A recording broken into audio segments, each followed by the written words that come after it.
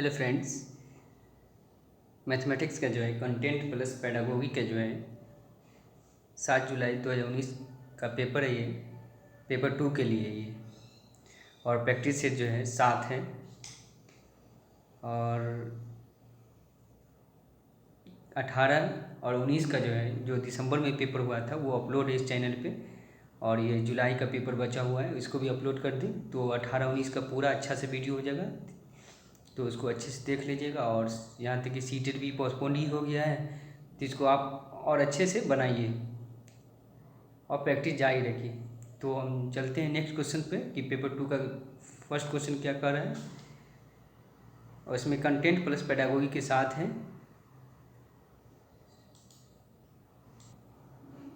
Next question ये कह रहा है कि x बराबर दिया हुआ है जो भी, उसके बाद y बराबर दिया हुआ है, उसके बाद z बराबर दिया हुआ है। ठीक है, इसमें बोल रहा है HCF निकालने के लिए। तो देखिए HCF निकालने के लिए जब भी बोलेगा, अगर पावर वाला सवाल है तो उसमें सबसे जो कम पावर वाला होगा उसको चुनना आपको, और LCM पूछता तो जो सबसे ज़्यादा पावर वाला है उसको चुनते हैं। यहाँ पर क्या पूछा है, HCF पूछा है। तो HCF में अगर निकालेंगे तो देखिए इसमें सबसे कम पावर वाला HCF निकालना है इसका ना। तो 2 वाला में देखिए सबसे कम पावर क्या है, तो इसमें HCF निकालिएगा। 2 वाला में सबसे पावर कम 2 है, इंटू फिर 3 वाला में खोजिए तो सबसे पावर कम क्या है, 3 वाला में सबसे पावर कम जो है 3 का पावर 2 है। ठीक, इंटू फिर उसी तरह जेड में खोजिए, ये 3 हो गया। 5 वाला में खोजिए, 5 वाला में देखिए सबसे कम पावर वाला 5 का पावर 2 है, इंटू फिर 7 में देखिए तो 7 का पावर सबसे कम पावर 3 है। अब इसको जब निकालिएगा तो देखिए इस तीनों में जो है पावर सेम है, तो एक बार लिखेंगे इसको, नीचे वाले को जब यहाँ पावर सेम है तो नीचे वाले को क्या करना है, मल्टीप्लाई कर देना है तीनों का। तो कितना हो जाएगा, 3 दूना 6 और 6 पंचे 30, ये हो जाएगा 30 का पावर 2 गुने 7 का पावर 3। अब इस तरह ऑप्शन में खोजिए कि 30 का पावर 2 और गुने 7 का पावर 3 कौन सा है। ऑप्शन में देखिए 30 का पावर 2, इसको हटा देते हैं, देखिए ऑप्शन में खोजिए 30 का पावर 2 और 7 का पावर 3, तो ऑप्शन नंबर इसमें ऑप्शन नंबर 1 में, तो इसका राइट आंसर क्या हो जाएगा, 1 हो जाएगा। फिर नेक्स्ट सवाल में चलते हैं 32 वाला में। तो 52272 दिया हुआ है, तो इस तरह का सवाल कई बार पूछता है, रिपीट करता है क्वेश्चन। तो इसका सबसे पहले क्या करना है, फैक्टर निकालना है। और इसमें बोल रहा है पी क्यू आर अभाज्य संख्या है, तो 2p plus Q minus R का मान हमको निकालना है। तो इसका मतलब पी क्यू आर वैल्यू मालूम करने के लिए इसका फैक्टर निकालना होगा। जब इसका फैक्टर कीजिएगा तो आपको आएगा 2 का, जब इसका फैक्टर कीजिएगा इसका फैक्टर तो आएगा 2 का पावर 4 आएगा। फिर उसके बाद 3 से कटेगा, 3 का पावर 2 आएगा। फिर उसके बाद 11 से कटेगा, 3 का पावर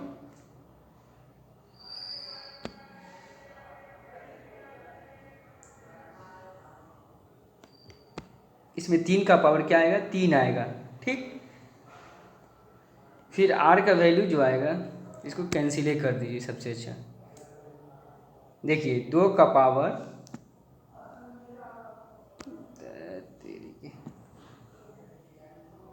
इसमें 2 का पावर देखिएगा तो 2 का पावर 4 आएगा, 3 का पावर 3 आएगा, इंटू 11 का पावर 2 आएगा, जो कि आपके बराबर दिया हुआ। जब फैक्टर निकालिएगा इसका फैक्टर कीजिएगा तो इतना आएगा। उसके बराबर में दिया हुआ है, बराबर में क्या दिया हुआ है, p का स्क्वायर इंटू क्यू का पावर 3 इंटू आर का पावर 4।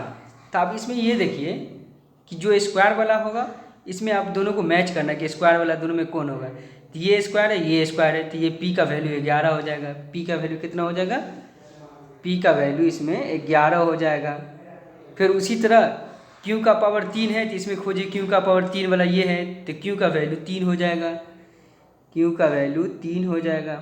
उसके बाद आर का वैल्यू खोजना है, आर का पावर 4 है, यहाँ 2 का पावर 4 है, तो आर का वैल्यू क्या है, दोनों पावर सेम है, तो नीचे वाला बेस होगा आर का पावर, आर बराबर कितना हो जाएगा, 2 हो जाएगा।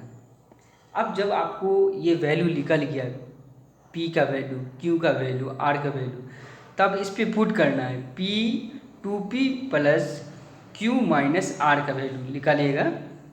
तो देखिए इस पे सेट करना है आपको 2p plus Q minus are जब कीजिएगा, इसको निकालिएगा, तो 2 इंटू पी का वैल्यू कितना है 11, प्लस क्यू का वैल्यू 3 है, माइनस 2 है, तो टोटल कीजिएगा तो ये हो जाएगा 11 दूना 22 और प्लस 3, तो 22 से 3 25, और तो ये हो जाएगा 25 और माइनस 2, तो 25 में से 2 जाएगा तो कितना हो जाएगा, 23 हो जाएगा। तो अब बताइए 23 कौन सा ऑप्शन में है, देखिए ऊपर में 21 है, फिर 22 है, फिर 23 है, तो ऑप्शन नंबर 3 जो है इसका राइट आंसर होगा। इसको पहले कैंसिल कर देते हैं, तो ऑप्शन नंबर 3 जो है इसका राइट आंसर क्या हो जाएगा, ऑप्शन नंबर 3 सही हो जाएगा, 23 आंसर आएगा। ठीक है, आई होप कि यहाँ तक आपको समझ में आया होगा। नेक्स्ट सवाल चलते हैं। देखिए यदि 7 अंकों वाली संख्या है जो इस तरह दिया हुआ है, तो 72 से विभाज्य है, तो 2x प्लस वाई का मान पूछ रहा है। तो बहुत आसान है, देखिए इसको बनाने के लिए क्या कीजिए, सबसे पहले आप ये जो देख रहे हैं 72 को पहले फैक्टर कर दीजिए। 72 का फैक्टर कितना होगा, 9 और 8 और 9 हो जाएगा, 9 8 या 9 8 दोनों में से कोई दे सकते हैं, 8 और 9 हो जाएगा। ठीक, तो पहले इसमें ये है कि लास्ट 8 का रूल ये कहता है कि लास्ट डिजिट वाला जो नंबर होगा, लास्ट 3 डिजिट से नंबर वो कटेगा। 8 का रूल ये कहता है कि जो भी नंबर दिया होगा तो वो लास्ट 3 नंबर से विभाजित होगा। तो इसमें देखिए, तो लास्ट 3 नंबर इसमें कौन सा है, 1 3 4 x 5 8 y है, तो यहाँ से हमको लेना होगा 5 8 y। इसमें देखिए इसको लिखते हैं एक बार, देखिए 1 3 4 x 5 8 y में इस लास्ट वैल्यू 8 से डिविजिबल के लिए, 8 से काटने के लिए लगाना पड़ेगा।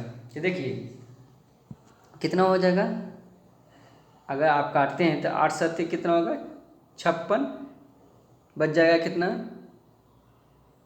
2 बच जाएगा, 2y बच जाएगा बराबर 8। तो बताइए y का वैल्यू यहाँ पे क्या रखे ताकि 8 से कट जाएगा। तो अगर y का वैल्यू 4 रखते हैं तो वो कितना हो जाएगा, 24 बन जाएगा।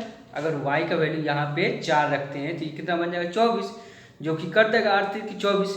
इसका मतलब y का वैल्यू कितना हो गया, y बराबर 4 रखेंगे तो ये कट जाएगा। ठीक है,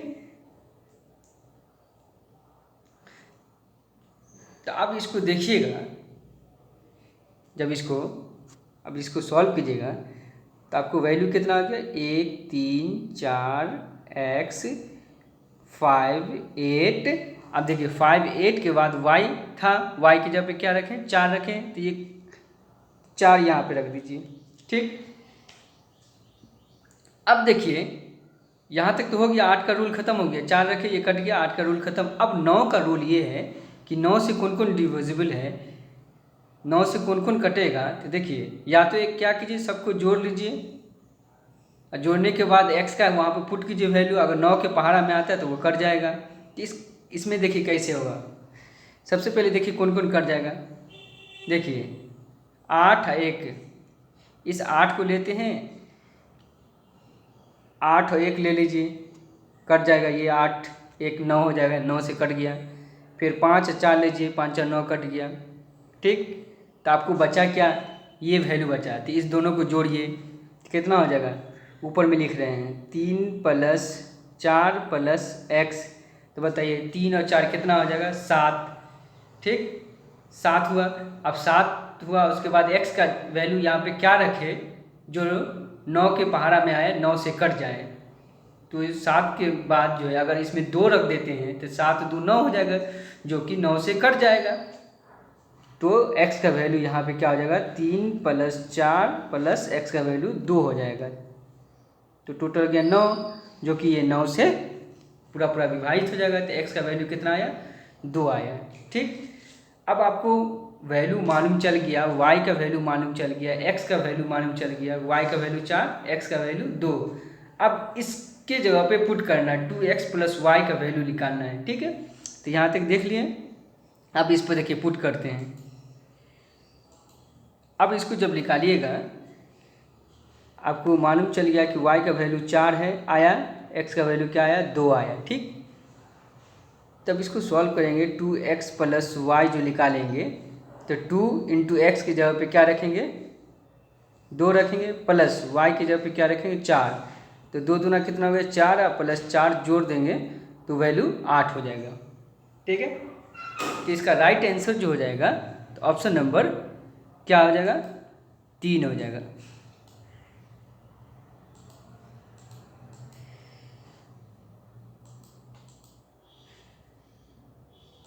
इसका राइट आंसर क्या हो जाएगा ऑप्शन नंबर 3, 8 आंसर होगा। ठीक है, नेक्स्ट सवाल आगे चलते हैं। देखिए इसमें बोल रहा है निम्न में से कौन पाइथागोरस त्रिक नहीं है। तो देखिए इसको पाइथागोरस त्रिक बनाने के लिए क्या करते हैं, पाइथागोरस के त्रिक का मालूम होगा कि ये h² बराबर होता है p² + b²। अगर इसके रूल को फॉलो कर रहा है तो वो पाइथागोरस त्रिक है, अगर फॉलो नहीं कर रहा है तो वो पाइथागोरस त्रिक नहीं है। तो जिसमें देखिए अगर ये सारा ऑप्शन देखिएगा तो पहला, दूसरा और चौथा ये पाइथागोरस त्रिक है, लेकिन तीसरा नहीं है। आप इसको देख लीजिएगा, जो सबसे बड़ा वैल्यू होगा वो h का यहाँ पे पुट कीजिएगा, फिर जो छोटा हो जाएगा उन दोनों का स्क्वायर करके जोड़ दीजिएगा। अगर देखिएगा दोनों तरफ इक्वल आ गया तो पाइथागोरस त्रिक है, दोनों इक्वल नहीं आया तो पाइथागोरस त्रिक नहीं है। ठीक है, तो ऑप्शन देखा जाए तो जो नहीं है पाइथागोरस त्रिक तो ऑप्शन नंबर 3 होगा सही आंसर। इसको चेक कर सकते हैं, पाइथागोरस त्रिक नहीं है उस फार्मूले पे जो अभी बताएं h² = p² + b² का। ठीक है, 35 नंबर देखिए, उस कोण का माप जिसके संपूरक का माप कोण के पूरक कोण के 4 गुना के बराबर है। तो इसमें देखिए कोण को मान लीजिए कुछ भी मान लीजिए, आप थीटा मान लीजिए, एक्स मान लीजिए। ठीक, लेट क्या करिए लेट एंगल को मान लीजिए, एंगल बराबर थीटा मान लीजिए। ठीक, अब उसमें क्या बोल रहा है कि संपूरक कोण की माप, संपूरक कोण जब थीटा माने हैं तो संपूरक कोण कितना होता है कि जिसका दो कोण 180 डिग्री हो। तो देखिए संपूरक कोण यहाँ पे 180 माइनस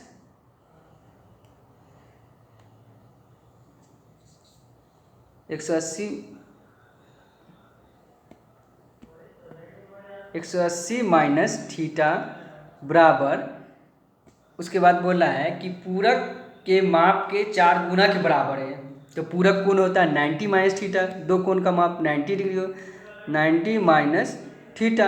अब उसके बोला 4 गुना के बराबर, तो 4 से गुना कर दीजिए। जब इसको सॉल्व कीजिएगा तो ये आ जाएगा 180 माइनस थीटा बराबर ये आ जाएगा 4, इसको इससे गुना कीजिए तो 360 आ जाएगा, फिर माइनस, फिर इसको इससे कीजिए तो 4 थीटा आ जाएगा।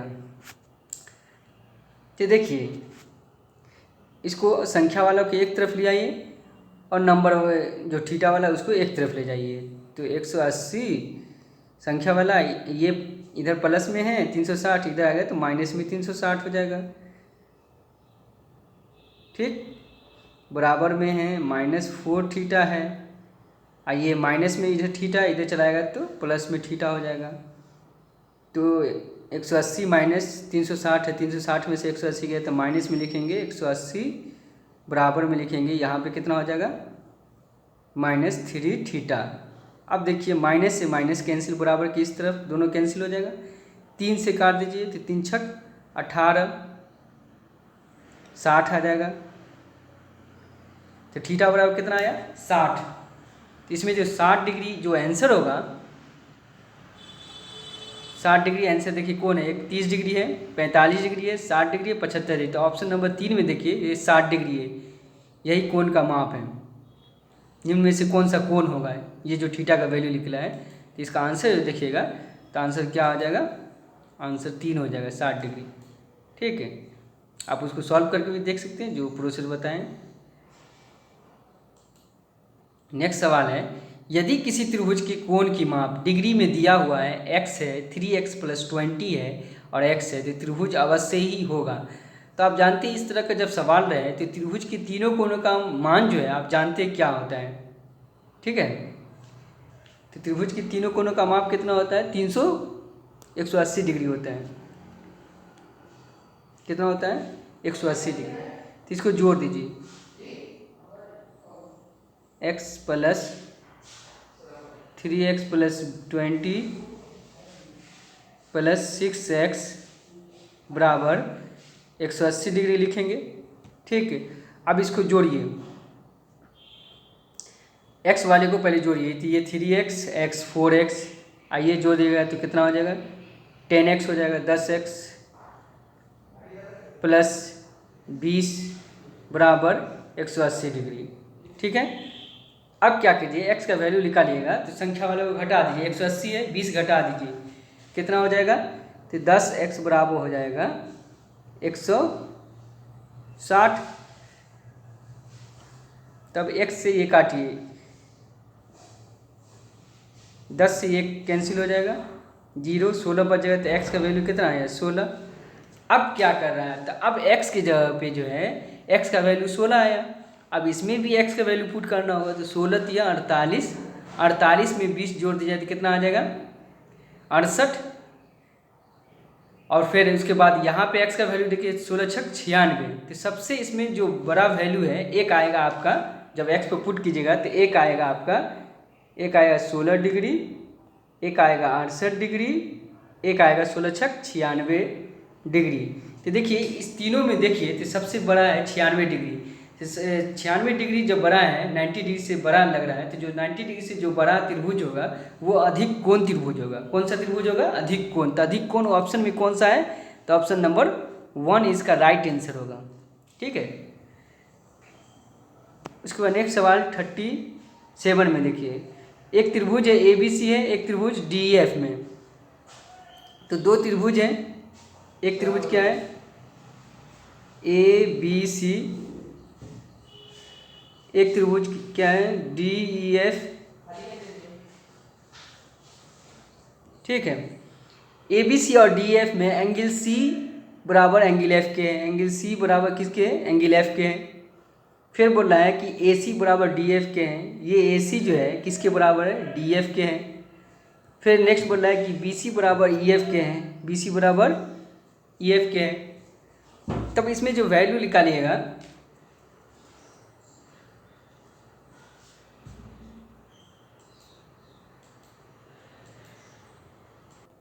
हाँ, तो ये जो है ट्रायंगल ABC और DEF में जो है, अगर दो ट्रायंगल हैं ABC और DEF, तो दो ट्रायंगल बनाते हैं आप,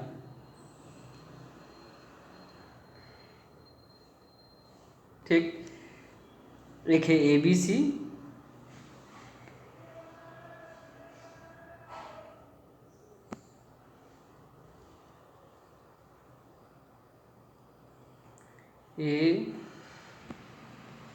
ABC, एक है DEF के, ठीक। जिसमें बोल रहा है कि एंगल C एंगल F के बराबर है। एंगल C जो है एंगल F के बराबर है, एक कोण बराबर हो गया। दूसरा बोला है AC बराबर DF के हैं। देखिए AC बराबर DF के देखिएगा, तो ये आपका AC है। AC किसके बराबर है? DF के बराबर है, एक भुजा बराबर हो गया। फिर नेक्स्ट बोल रहा है कि BC बराबर EF के हैं। तो देखिए नीचे में BC बराबर जो है EF के हैं, तो एक भुजा और बराबर हो गया। तो इस दोनों ट्रायंगल को जब देखिएगा कि एक कोण और दो साइड बराबर हो गया, ये सर्वाक्षम हो गया। कौन सा नियम से? ये SAS नियम से, दो साइड और एक एंगल बराबर है। SS नियम से जो है, SAS नियम से ये दोनों ट्रायंगल त्रिभुज ABC और त्रिभुज DEF जो है सर्वाक्षम है। अब नेक्स्ट और क्या बोला? यदि AB बराबर 2x - 1, फिर DE बराबर 5x - 4, तो x का वैल्यू पूछ रहा है। अब देखिए AB, जब ये दोनों सर्वाक्षम है, अब उसके बाद बोल रहा है AB और DE, ये आपका एक साइड बचा हुआ, इधर AB और एक DE है, ये है। तो AB DE बराबर होगा, जब सर्वाक्षम है तो AB DE बराबर है। तो आप देखिए AB का वैल्यू कितना दिया हुआ है? 2 x माइनस 1 बराबर 5x माइनस 4। इसको सॉल्व कर लीजिए। x वाले को एक तरफ ले जाइए और संख्या वाले को एक तरफ ले जाइए। तो 2x है, ये 5x है, ये 2x है, ये 5x है। तो 5x में से 2x चला जाएगा, कितना होगा 3x। और ये -4 है, ये इधर चला जाएगा तो क्या हो जाएगा, ये -1 उधर चला जाए तो -3।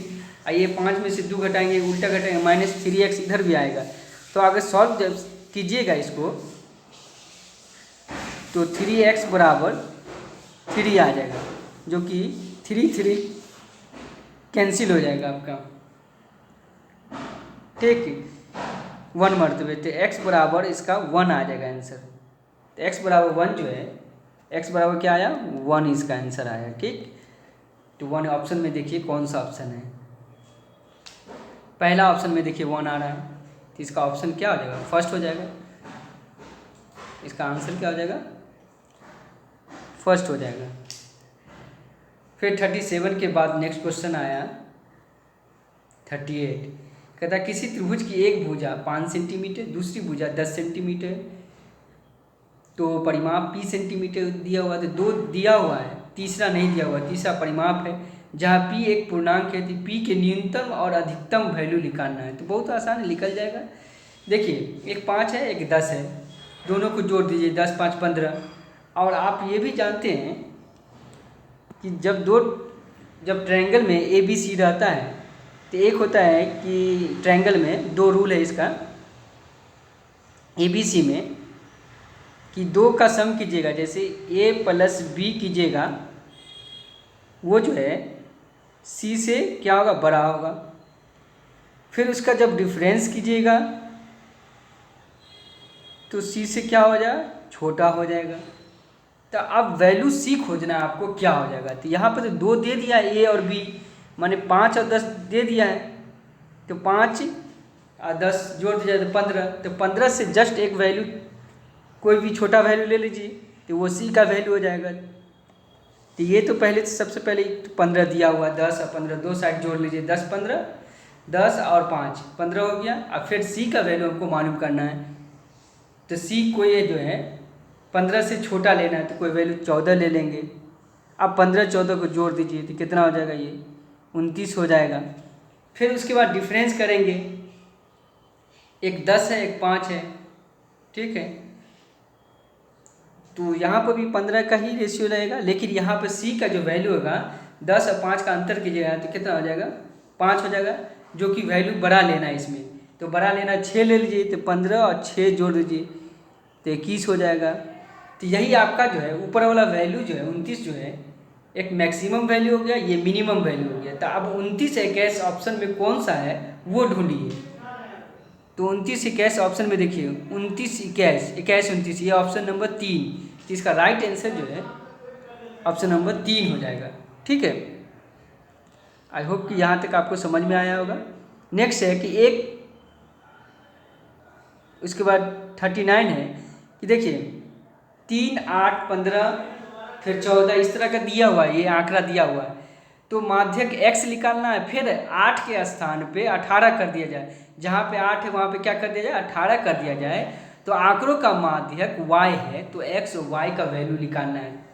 देखिए 2 बार वैल्यू लिख लेगा, x वाला माध्यक अलग, वैल्यू y का अलग लिख लेगा। तो इस तरह का जब भी माध्यक निकालने के लिए बोलेगा, माध्यक बहुलक, तो सबसे पहले डाटा को अरेंज कर दीजिए, या तो असेंडिंग ऑर्डर में या तो डिसेंडिंग ऑर्डर में, ठीक है। या तो छोटे से बड़े कर दीजिए या बड़े से छोटे कर दीजिए, दोनों में कीजिएगा तो आंसर आ जाएगा। तो देखिए सबसे पहले अगर कीजिएगा 8 से, पहले 8 आएगा, उसके बाद इसको अरेंज करेंगे। अगर इसको अरेंज करेंगे तो पहले क्या आ जाएगा, 8 आ जाएगा, उसके बाद क्या आ जाएगा, 9 आ जाएगा, 8 9 9 के बाद कौन सा है, 13 13 कितने बार है, 13 2 बार है, तो 13 2 बार लिख दीजिए। 13 के बाद 14 देखिए, 1 2 3 4 बार 14 है, तो 4 बार 14 लिख दीजिए, 4 बार 14 हो गया, ठीक। उसके बाद 15 देखिए, 15 कितने बार है, 1 2 1 3, तो 15 3 बार है। 15 3 बार लिख दीजिए। उसके बाद 15 के बाद जो है 16, देखिए 16, 16 एक यहाँ है एक यहाँ, 16 2 बार है, 16 2 बार लिख दीजिए। उसके बाद 17, देखिए एक यहाँ है 17, एक यहाँ है 17, तो ये भी 17 2 बार है, 17 भी 2 बार है। अब टोटल काउंट कीजिए, टोटल जब काउंट करेंगे तो ये 1 2 3 4 5 6 7 8 9 10 11 12 13 14 15, टोटल कितना आया 15। तो माध्यक निकालने का क्या फॉर्मूला है? तो अब यहाँ पर माध्यक जो निकालेंगे, तो माध्यक आप निकालेंगे, एक बार x का निकालेंगे, ये x के लिए समझिए। तो x का जो निकालेंगे जो 15 है, तो 15 में 1 जोड़ देंगे माध्यक निकालने, क्योंकि विषम संख्या है तो उसमें 15 में 1 जोड़ के 2 से भाग, तो 15 में 1 जोड़ दीजिए और 2 से भाग, तो ये जगह 16/2, तो 16/2 मीन्स 8 हो गया। तो 8वां स्थान देखना है कौन सा, 1 2 3 4 5, कितना आ गया 14 आ जाएगा। 8वां स्थान पे कितना है 14। इसी तरह y का वैल्यू निकालना। अब y के वैल्यू में क्या निकालना है, देखिए 8 के स्थान पर 18 कर दिया जाए, यहाँ पे जो 8 है अब यहाँ पे क्या कर दिया जाए, इसको काट देंगे दूसरा वाला y के लिए निकालने के लिए। तो y का निकालिएगा तो 8 को काट दीजिए, 8 के स्थान पर 18, तो इधर 18 ऐड हो जाएगा दोबारा जब कीजिएगा, तब इसका वैल्यू यहाँ 9 से गिनाएगा, तब यहाँ से गिनेगा तो 1 2 3 4 5 6 7 8, 8 इसमें भी आएगा 8, तो 8 के स्थान पे जो है 15 हो जाएगा। ठीक, अब 14 और 15 को दोनों को जोड़ दीजिए। x लास्ट में बोल रहा है कि x y के मानों का योग, तो 14 15 को जोड़ दीजिएगा तो 29 आ जाएगा। तो 29 ऑप्शन नंबर 3 जो देखिए इसका राइट आंसर हो जाएगा, इसका ऑप्शन नंबर 3 में देखिए। ठीक है, 29 है। इसी तरह ये सवाल बनेगा। नेक्स्ट सवाल है, किसी थैले में 3 सफ़ेद 2 नीली 5 लाल गेंद है। ठीक है, ये क्वेश्चन हर साल एक क्वेश्चन ये पूछता ही है, इस तरह का क्वेश्चन, ये प्रोबेबिलिटी का क्वेश्चन है। थैले में 3 सफ़ेद 2 नीली 5 लाल गेंद है। थैले में यादृच्छा एक रैंडम निकाला जाता है एक कोई गेंद को, जो निकाली गई गेंद जो है लाल रंग की नहीं है। तो सबसे पहले इस तरह के सवाल बनाने के लिए, जब इस तरह का सवाल कभी भी दिया रहे तो जो भी नंबर है पहले ऐड कर लीजिए। जो नंबर ऐड कर लेने के बाद जो भी नंबर होगा उसको नीचे रखिएगा। तो इसको जोड़ लीजिए, कितना होगा 3 2 5 5 5 10, तो टोटल जो वैल्यू आएगा उसको नीचे रखना है 10। अब इसमें बोल रहा है कि लाल रंग की नहीं है, तो जो लाल रंग होगा वो नहीं होगा, बाकी तो नंबर होगा। तो इसमें देखिए सफ़ेद है, नीला है, लाल है, तो 3 सफ़ेद है 2 नीली है और 5 लाल है, तो 5 लाल को हटा दीजिए, बाकी जो बचा 3 सफ़ेद और 2 नीली, इन दोनों को जोड़ दीजिए, 3 और 2 5 आ जाएगा, तो वो ऊपर में आ जाएगा 5। अब इस दोनों को वैल्यू को काटिए, 5 एकम 5, 5 दूना 10। ठीक है, तो 1/2 आया। तो 1/2 ऑप्शन में देखिए कौन सा ऑप्शन होगा, तो 1/2 ऑप्शन जो है 4 में देखिए, ये इसका राइट आंसर है। कि आई होप कि यहाँ तक आप लोग को 10 क्वेश्चन जो है समझ में आया होगा।